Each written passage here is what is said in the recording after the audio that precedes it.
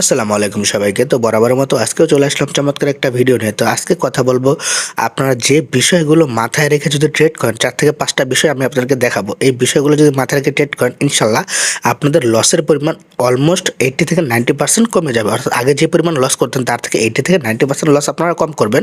Just আজকে এই বিষয়গুলো শুধু মাথায় রাখলে। তো কি বিষয় মাথায় রাখতে হবে সেগুলো আজকে ভিডিওতে আলোচনা করব।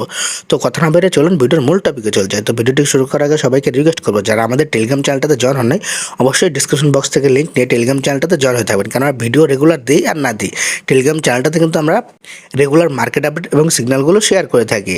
যে বিষয়গুলোর জন্য আপনারা লস করেন এখানে মূলত 5টা বিষয় নিয়ে আমি কথা বলবো। যেটা হচ্ছে প্রথমটা হচ্ছে don't buy in FOMO, don't sell in panic, avoid future, don't be greedy, do basic course. তো এই 5টা জিনিস নিয়ে আমি আজকে কথা বলবো।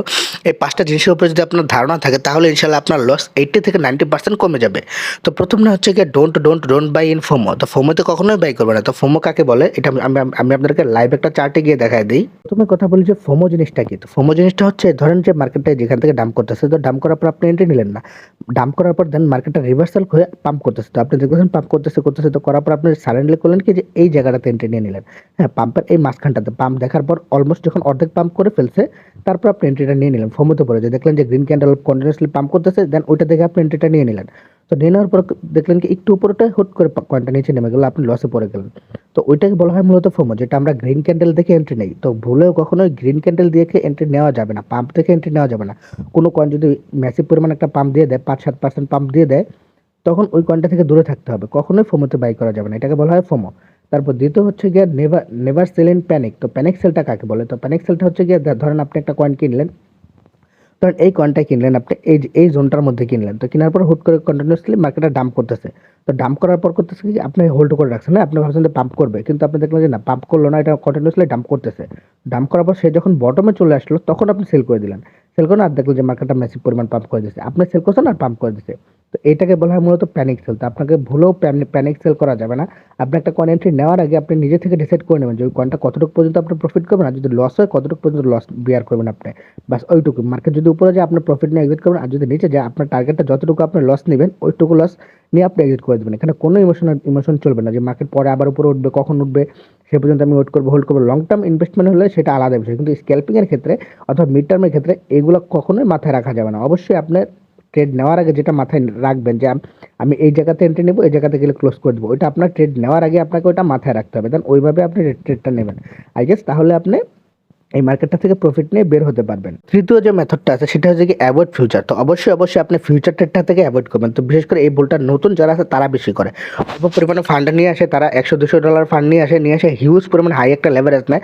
তারা মনে করে আমার তো ফান্ড কম, আমি এখান থেকে লেভারেজ নিয়ে হাই অ্যামাউন্টে ট্রেড করতে পারতেছি, তো এখান থেকে আমি হিউজ একটা প্রফিট নেবো। তো এই চিন্তা করে তারা ঢুকে প্রথম কেউ প্রফিটও করে।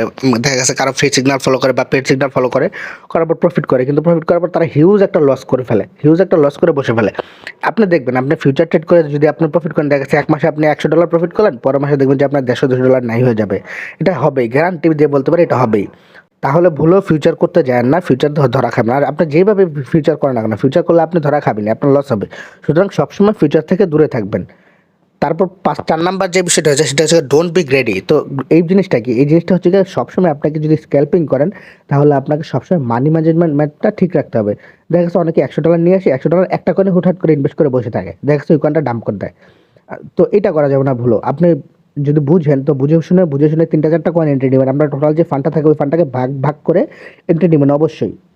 কখনোই গ্রেডি হওয়া যাবে না যে আমার যা ফান্ড আছে সবগুলো একটাতে বসাই দিই, আমি অল্প করে কিনবো না। এই কাজটা ভুলেও করা যাবে না। আপনি কখনোই গ্রেডি হবেন না, কখনোই লোভ করবেন না। আপনার ফান্ডটাকে প্রপার রিস্ক ম্যানেজমেন্ট ফলো করে এন্ট্রি নেবেন, ইনশাল্লাহ আপনি এখান থেকে প্রফিট নিয়ে বের করতে পারবেন। দেখা গেছে আপনার একটা অ্যাসেল গেল, বাকি 3টাতে প্রফিট হবে। তো আপনি যদি একটাতে এন্ট্রি নেন দেখবেন যে ওই যেটাতে এন্ট্রি আসেল ওইটাই অ্যাসেল যাবে। আসলে এইটাই হয় আমাদের সাথে।